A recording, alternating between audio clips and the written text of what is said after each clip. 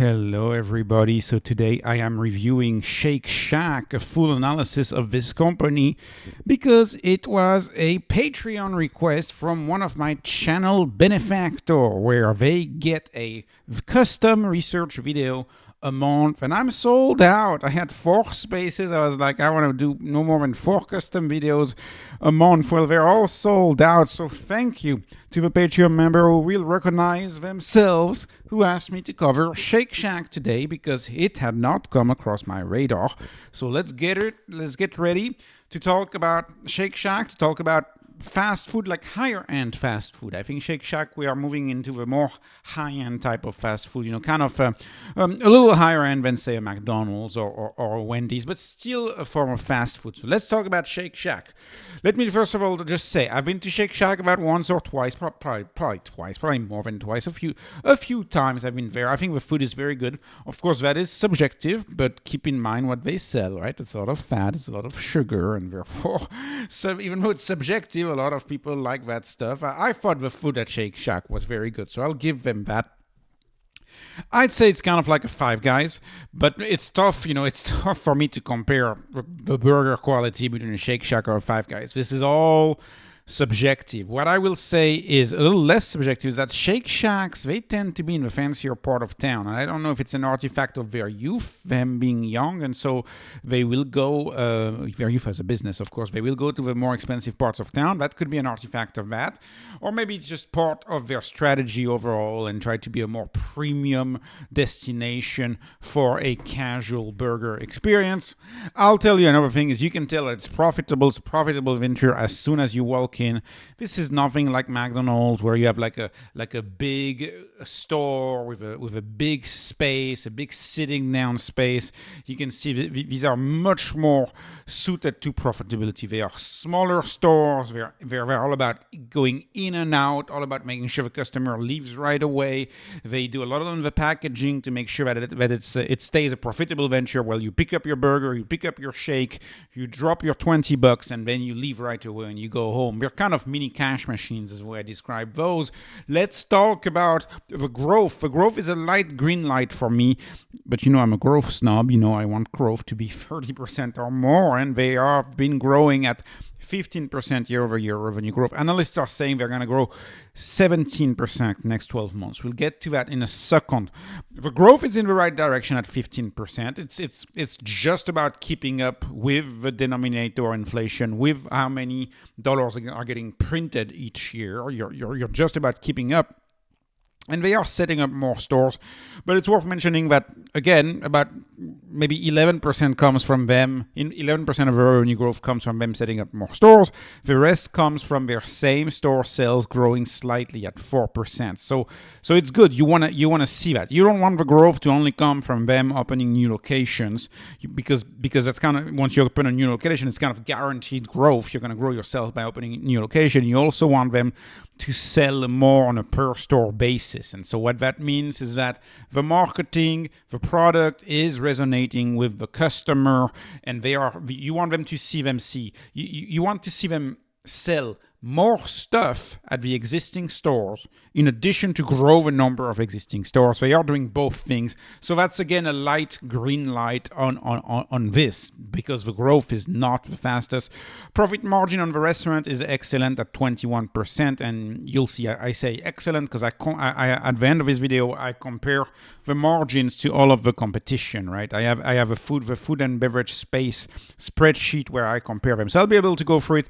Let's talk about the revenue growth. The revenue growth, as you know, for my style of investing, that's the most important thing. You cannot cheat revenue. You can play with your depreciation, your amortization, and your earnings and how you book it. You can play that game. You can't really play the game of revenue growth, which is a cheat. You can't really cheat revenue growth, which is why I love revenue growth. So looking at revenue growth, I would say this has been a steady grower, and this business has been growing between 15 and 20% steadily since it's been public. Of course, in 2020, it had a horrible year like everybody else in that sector, but the revenue growth is there. And again, 14.7, call it 15% year over year. Now, notice how it's flat between 2Q and 3Q 2024. Well, that is seasonal. That is a seasonal pattern in the revenue growth. If you go back to all of the seasons, you can see these 2 quarters are always roughly flat. So the quarter ending in late June and to the quarter ending in late September, they are in general flat, and that's because I assume that the sales ending in late June are typically much higher than those ending in late September. That is my assumption. So that's a seasonality that you can see across the year. So I wouldn't be worried or interpret this as a slowdown in the revenue growth. Let me move on. This is a stock that is adjusted EBITDA profitable. And it is great to see the EBITDA profitability growing faster than the growth of a business. So when you see adjusted EBITDA growing at 28% year over year and revenue growth growing at 14% year over year, what does that mean? That means that they are past that J curve. That means that they're achieving operating leverage. They're at the stage where the money that they make, and adjusted EBITDA is my preferred proxy, everybody's preferred proxy for free cash flow. The revenue that they make, the money that they make is growing faster than the revenue, which is what you want to see. And again, they are growing the count of restaurants. I would like to see them speed up that pace, but it takes forever because you're operating in the physical world, in the physical space. You need the permits, you need the licenses from the city. You need to have all of these administrative entities give you the go, give you the green. And so a business in the physical world cannot grow as fast as a business that is fully digital. That is just the nature of the game. Now they are working on fixing a few issues, and I'm assuming that these issues are similar to all of the restaurants. One of their big projects is to reduce the wait time at the restaurants. It's a good sign, right? When you have a wait time at restaurants, it's a good sign. You don't want your people to just sit idle behind the counter. So they're working on reducing the wait times. They are now the lowest since 2019, but they still have issues with wait times. They're working on their brand awareness and brand image. If you had asked me name a upper end fast food restaurant, Shake Shack would probably be in the top 3. I would have probably named something like Shake Shack, Five Guys, and I don't know. I mean, BurgerFi comes to mind, but I think they're going out of business anyways. That's what I would have named. They are working on their image. Interesting. They're making a big deal out of their truffle menu. So actually, if you go on DoorDash and if you go on Uber Eats, their truffle burger is like the highest rated burger or something. So they're going all in on truffle, even going as far as doing a truffle lager. So hopefully that doesn't shock any Germans in the audience, if there is any. But yeah, that's America. Right? So they innovate. There you go, truffle lager. I knew about a peanut butter lager, but now they do truffle in beer. So why not? So that's a very Gen Z, very millennial image. They are doing their best to improve that image because the image is so important on social media. And imagine how many likes you would get if you post a truffle lager on TikTok. That's probably a lot of likes for you. They're improving the cost to open the new SHAKs. They don't call their stores, they call them SHAKs. So they want to reduce the cost to open them. Like I said, as far as the time to open them, there's not much they can do, right? You got to build it, you got to wait for a contractor, you got to wait for the permit. Unfortunately, these things take many, many months. And we're trying to reduce turnover being a major issue in any environment where you're going to pay your employees near the minimum wage, which I assume is the case for fast food. And of course, there's always marketing. They say they pay good, they say they pay more, but it's typically $15 an hour roughly is what you can expect in this type of food. Another strategic priority of them is growing international. So apparently they have 16 locations in the UK. They just opened one in Shanghai. They're opening a little bit of international stores. They're licensing internationally. I mean, it's been a U-shape. Their sales international were pretty good in Q3 of 23. Then they went down. Then they went back up. So I'm going to call it a U-shaped growth. They are doing okay with international. It's fine. I'm sure it will pick up and they will have some business from that international division. Let me move on now to the gross margin and the gross margin directions. So specifically, and of course, how they account for it in the income statement is one thing. I just want to focus on a few different items. So you can see that the cost of labor as part of the sales has been pretty stable. And I'll conclude this video talking about the automation opportunity, of course, because 28% of the sales go towards paying for the labor. This is very labor intensive business. That's why they have more than 12,000 employees at Shake Shack. It's quite a bit because it's a labor intensive process. And of course, the cost of goods sold, the cost of the products. So you can see, I'll give them a kudos for that. They've been able to keep the prices in today's America. They've kept them, in my view, fairly reasonable, because this is not your McDonald's cheeseburger. This is still a bigger cheeseburger than what you would get at McDonald's.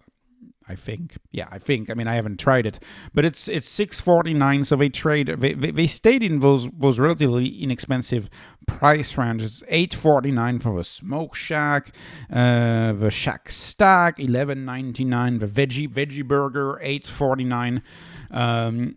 It's inexpensive. I would argue they're even on the cheap side. They might have some room to increase their prices, actually. I would argue it's on the cheaper side. But this is where it gets interesting to me.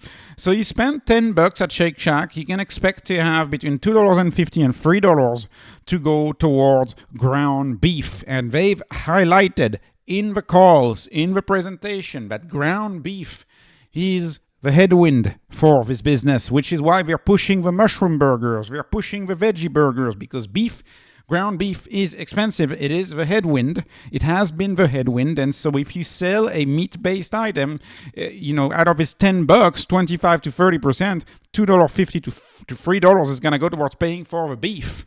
So that's quite expensive. And which is even more nuts to me is this one. $1 goes towards packaging.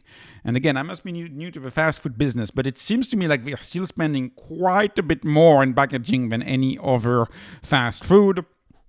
And that's probably because, as far as creating a brand, packaging is important. You want to make it seem like special, right? You want to be special. We always have this example of, for example, Apple. How much money Apple spends on advertising, on packaging. Sorry, they spend a lot of money on packaging because it makes you feel like the product is premium. If they want to be able to charge a premium price, I understand why they have to charge on packaging, but still $1 per packaging out of 10 spent, and then $2.80 of labor. These two, right, the cost of the beef and the cost of the labor, in my view, they're the big levers on which to pull in order to increase the profits, and that would be innovation and automation. Innovation and automation, say within the next 10 years, can greatly reduce the cost of both of those with beef alternatives and with automation. So I'll get to that in a second.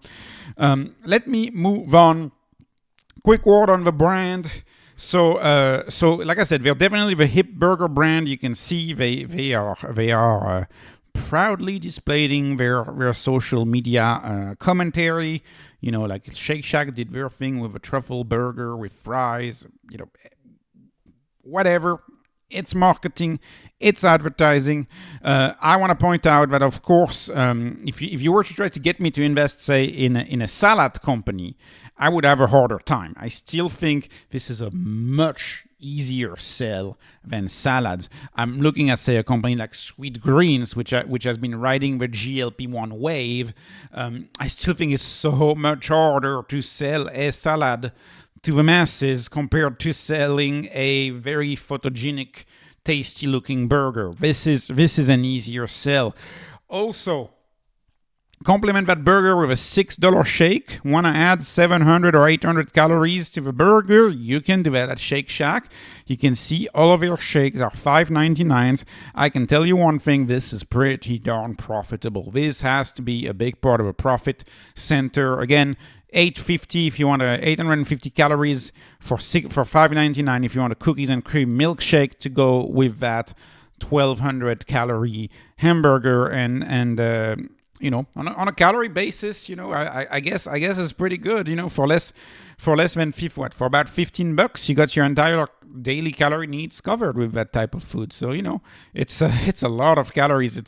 They one-upped Starbucks at Starbucks. These shake companies, there's even more calories than a Starbucks, right? Than the Frappuccino at Starbucks. Like what's the original? What came before that? Well, that was the shakes, right? They had even more calories. So anyways, margin, what do I see? I see margin, I see margin. What do I see when I look at this and when I look at this? I see an easy sell. It's easier to sell a milkshake than it is to sell, black coffee, for example. Well, for black coffee you can sell, and it's easier to sell that than it is to sell a salad. Anyways, sorry I ramble. The last one to keep in mind is GLP-1s. Are they going to have a GLP-1 overhang? We know there's a lot of discussion about fast food, seeing their sales be flat-ish because of a lot of customers just stopping to eat fast food because of GLP-1s. Or are they not going to be impacted by that because they are seen as the more premium company in the space? And I would go with that latter option, which I think a lot of the fast food companies that are going to be impacted by, say, the GLP-1 overhang, well, it's going to be like a Sonic, for example, or like a Rally's, or even maybe a McDonald's, and less the more expensive Shake Shack. I would argue there would be a displacement of the customer from, say, a Rally's to a Shake Shack, and the GLP-1 overhang is more for these really, really inexpensive fast food option. This is not the least expensive fast food. This is a cheap fast food option, but it's not the least expensive, right? If you go to a Sonic, you know how much cheaper you can get than this. Moving on to the popularity on the app. Let's talk about the app. So, of course, one other catalyst of these companies is online ordering. People watching Netflix, people watching whatever, playing video games, watching Twitch. They don't want to cook. They want to order, especially Gen Z, especially early millennials. And so it's important to see how any food app is rated on their own app and on Uber Eats and DoorDash. So I didn't put a screenshot for them, but they are 4.6 rated on Uber Eats as far as they go. So pretty high grade.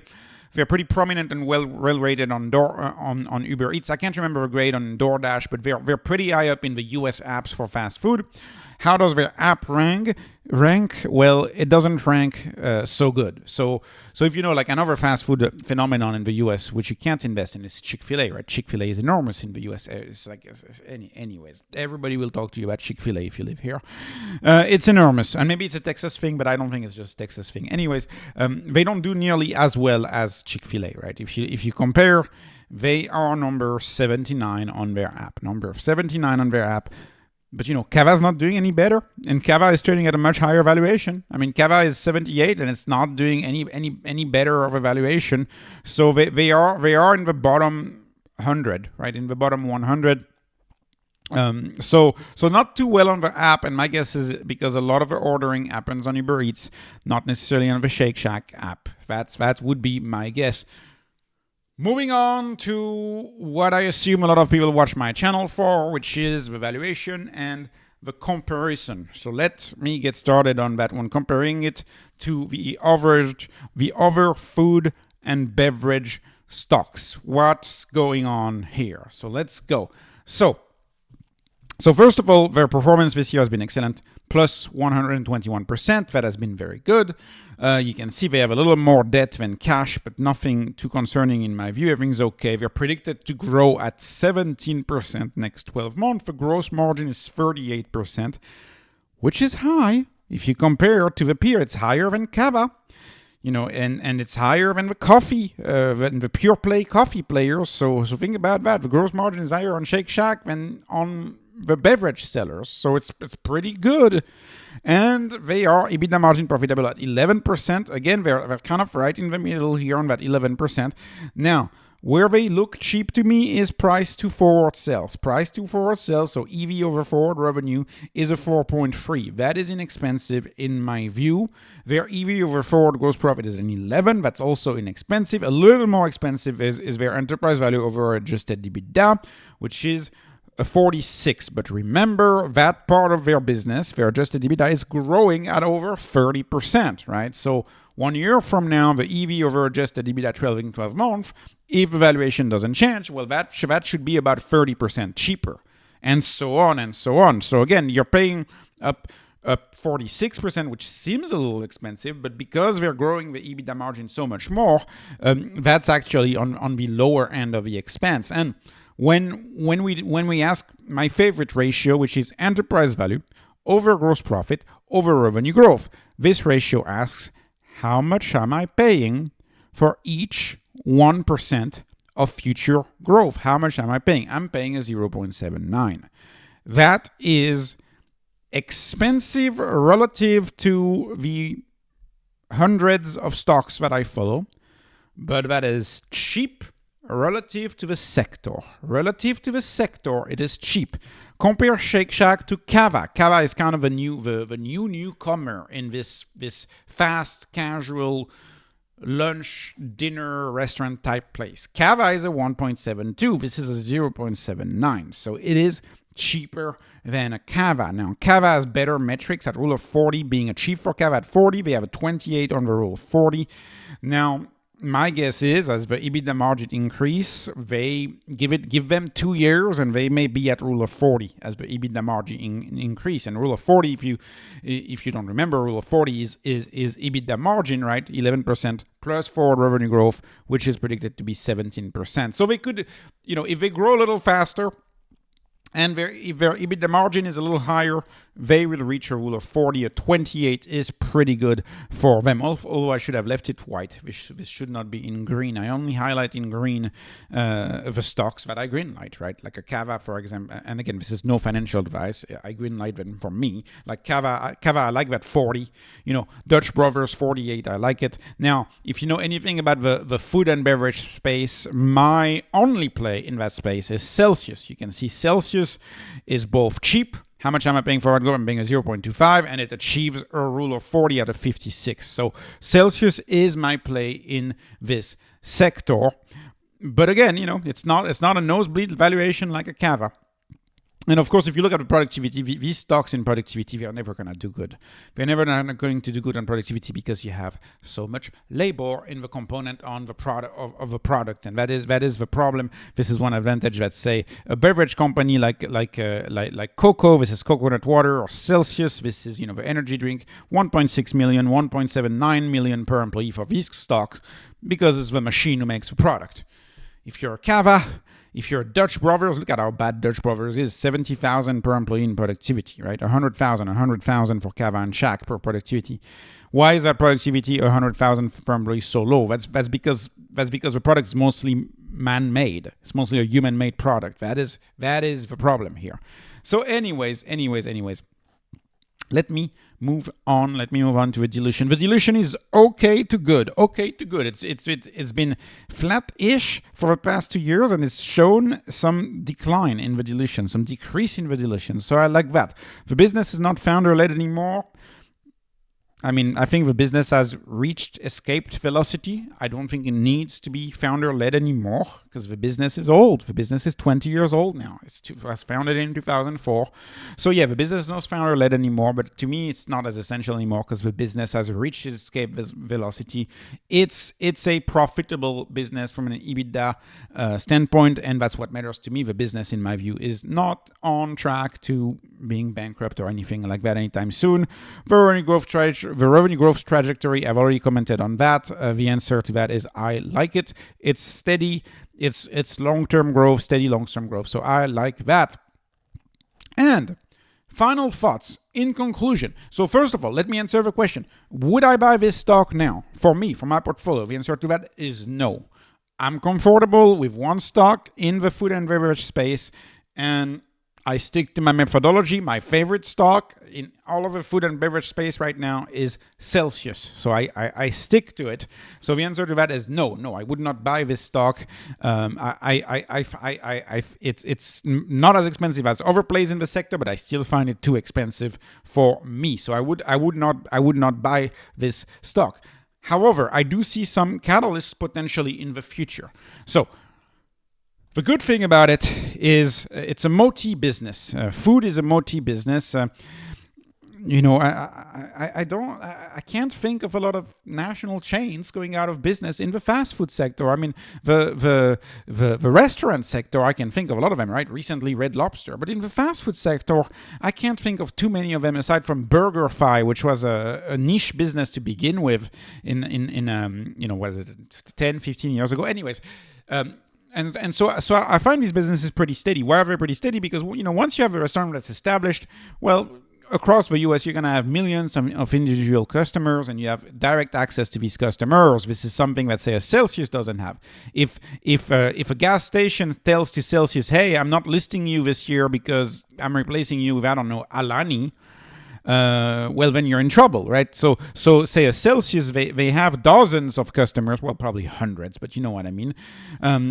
So it's 100 people that can decide to exclude you from the business. To 100 people can deny you the sales. When you are DTC, when you have direct access to millions of customers, well, when one person can deny you the sale in the context of, say, a Celsius, it takes 10,000, 100,000 customers in the context of Shake Shack to deny you the sale. So you sell to millions of customers, and that creates a better, stronger, more motive business. You have direct access to these customers. When they have the app, you can send them coupons. They're more likely to come back, etc., etc., etc.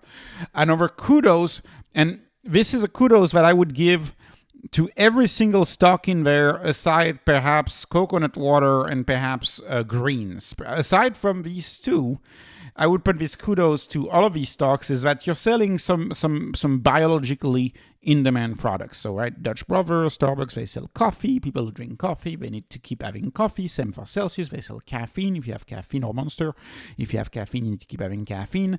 In the case of a Shake Shack or a Cava, they sell food, but in the food, it's these elements of the food that keep you coming back, like the sugars and the fats, This is the old joke of people, if you remember the early 2010s, people were going to Chipotle. Chipotle said, oh, we're healthy, we're Chipotle, we're super healthy. The burrito was 1,500 calories, right? It's arguable whether it was healthy or not, but it was the image. What kept people coming back is that it's a full meal. When people see a burger like this, they're like, okay, I'm gonna spend the $12 and I'm just gonna get it because it's biologically in demand. It sells better than lettuce, and I think this is intuitive to most of my viewers here. Why this would sell better than lettuce? Because anyways, it's first principle, right? First principle thinking, and international growth is possible. American chains, they tend to be pretty popular in Europe, don't they? And in Asia too, right? Ask KFC in Japan, for example, being a Christmas tradition. Starbucks in China as another example. So these businesses, international growth is always part of the story when they have that kind of American fast food image, which is desirable internationally. It's the culinary export, right? So, anyways. That's enough about the Moti business. I see the technological catalyst, and of course on my channel I focus a lot on technology. One big catalyst is automation, the implementation of automation. And so I don't know how much automation you can implement at a business like a fast food that makes the burgers, but these burger making machines are coming. These burger assembly machines are coming, just like these pizza makers are coming, and there's a whole array of opportunities in fast food for the automation of the whole process. You can also speak about the automation of order taking, using generative AI and AI agents to take in the orders, as opposed to using a physical employee that costs, $15 an hour, $20 an hour, depending on the location. Another technological list is delivery. It's all about delivery today. It used to be location, and you needed to have the best fast food spot in the best part of town, and you would get all the sales because of location. This is greatly changing if you know anything about these apps. It's all about the delivery. Location matters to the extent of the wait time is reduced if you're in a good location, but at the end of the day, delivery matters a lot. It's the big trend of today. And all of these fast food companies, perhaps the reason why they are in general expensive is because a lot of people see that opportunities of delivery. Visa, MasterCard, they're competing against cash. Famously, the Visa CEO said, our enemy is not MasterCard. We don't have a problem with MasterCard. Our enemy is cash. Delivery, fast food, they're not competing against our fast food. They're competing against you learning how to make a burger at home. They're competing against you learning how to make pasta or you learning how to make a protein shake at home. That's what they're competing. They're competing against people not wanting to do the labor at home. I think that's a big part of that story. And the last point is the fake beef, right? The fake beef could open profits up. And actually, when you go on their website, you can see that they're trying to get into that direction by looking at mushroom and veggies, because selling mushrooms or selling veggies is well, at least in the form of a burger. When it's in the form of a burger, it's more profitable than spending $3 on a fancy beef patty. It is more profitable. And so the question is, of course, fake beef, it was very popular in 2019, 2020, and it's in its own valley of despair right now. Every technology goes for its own valley of despair. And 3D printing is making a big comeback right now. It had its own valley of despair. So now fake beef, the impossible meats or the beyond meats, right? They are in their valley of despair. But in my view, they're going to make a comeback. Because if ground beef is $20 a pound 5 years from now, and these fake meats are $2 a pound 5 years from now, I think people are going to switch. I think they're going to go the 10x cheaper route. Because if it's 10x cheaper, right now it's not compelling because it's a little cheaper, but not that much. It's roughly in line. But these, with the scale, they can get much cheaper. And so I think fake beef is an opportunity for a lot of fast food. It looks like beef. It tries to resemble beef. It bleeds like beef, right? They use beet juice. They use beet to make fake blood. It grills like beef. It's got a taste that's a little different, but tastes change over time, and so I think fake beef could be a big opportunity for these companies. And by the way, this is going to be a stock that I would love to look at again and analyze again. I know it was very popular in the quote-unquote, frenzy of 2021, but the opportunity on paper makes sense to me for some reason. So I'll analyze this again. But these are technological catalysts. So again, fast food, yeah, you could say it's just a burger joint, but there's many things to consider beyond just the burger joint. So anyways, I hope you found this video helpful. Thank you so much to the Patreon member who requested SHAK. This is a stock that I would have not analyzed without your request. So thank you for requesting it, and hopefully my viewers enjoyed learning about this company. Thank you so much for watching. This was not investment advice, not financial advice, just entertainment, hoping you were entertained. Please like, please subscribe, please follow me on Patreon. I appreciate the support I get on there. Every day I appreciate that support I get on there. We have the Discord, we have great conversations on there, so thank you. And follow me on X, of course, it's free, and I love my X conversations as well. No financial advice. Thanks for watching. Have a wonderful, wonderful day.